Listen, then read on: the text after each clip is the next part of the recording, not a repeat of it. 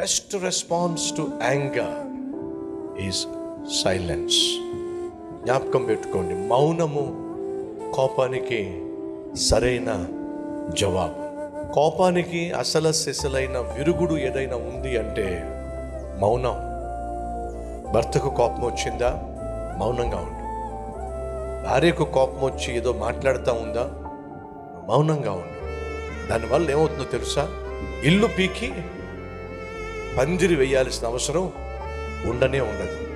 2, ఇంట్లో నీ భార్య కావచ్చు, నీ భర్త కావచ్చు, ఉద్యోగం చేసే చోట కావచ్చు, నీ తోటి వాళ్ళు ఒకవేళ నీ మీద కోపాన్ని ప్రదర్శించారనుకోండి, వెంటనే రియాక్ట్ కావద్దు.